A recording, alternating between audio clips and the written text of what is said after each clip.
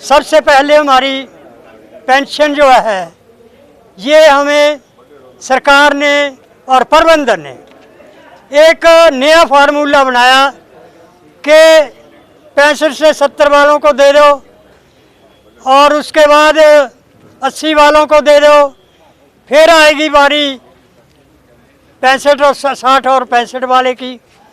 ये एक सरकार के लिए और प्रबंधन के लिए एक इतनी गंभीर मतलब एक इतनी शर्म की बात है।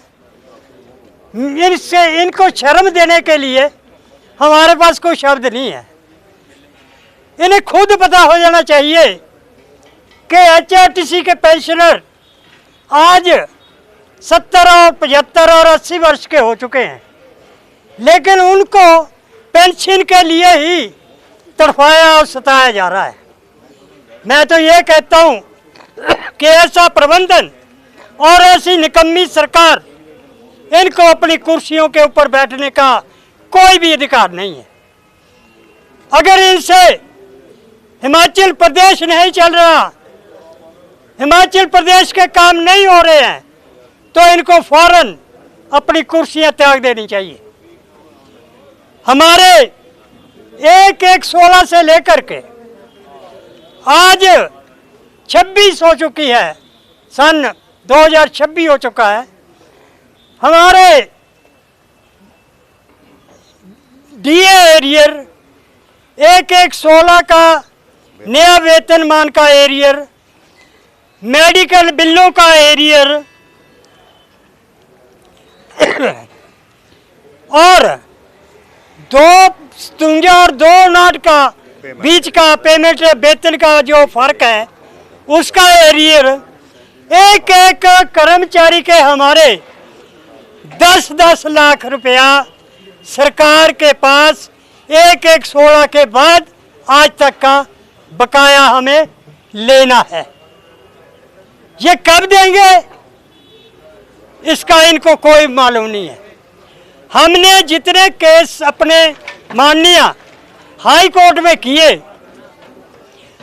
उनके हाई कोर्ट के आदेशों को भी ये हमारा प्रबंधन नहीं मान रहा है।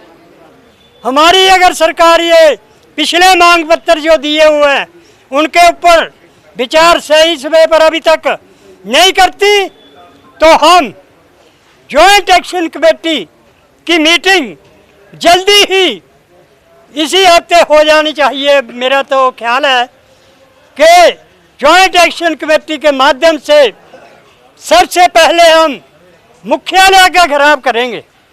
और घेराव कैसा करेंगे? जब तक हमारी समस्याओं का, हमारे पैसे का हल नहीं हो जाता, तब तक पूरा हेड ऑफिस का कार्यालय तब तक घेराव करेंगे, चाहे रात के 12 भी बज जाए, सारी रात भी बज जाए, तब तक हम उस मुख्य कार्यालय से नहीं उठेंगे, नहीं आएंगे। चाहे दूसरा दिन भी लगाना पड़े, तीसरा दिन भी लगाना पड़े, हम उनको उसी कमरों के अंदर कैद करके रखेंगे। और उसके बाद हम सरकार को भी चेतावनी दे देना चाहते हैं अभी आज ही से कि आप हमें 3 साल आपके बीत गए, 3 साल के बीच में हमारे जो आपको समय दिया गया था पे मिलने का, डिमांड चार्टर दिए गए थे, उन पर भी आपको बातचीत करने का आज तक समय हमें नहीं दिया। ऐसी सरकार तो मैंने कभी नहीं देखी कि इतनी बड़ी हिमाचल प्रदेश की जॉइंट एक्शन कमेटी होते हुए आपको फिर भी उनका कोई डर नहीं है। कोई समय देने की ज़रूरत नहीं है आपको, लेकिन समय आपको देना पड़ेगा जब हम आपको भी अंदर ही कैद करेंगे।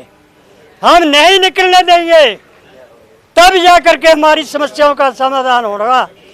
और मैं अपने साथियों से भी निवेदन करूंगा, पूरे हिमाचल प्रदेश के सेवानिवृत्त कर्मचारियों का, कि आज अपने घरों में बैठने का समय नहीं है, हमें सबको बाहर निकलना पड़ेगा और इनका घेराव करना पड़ेगा।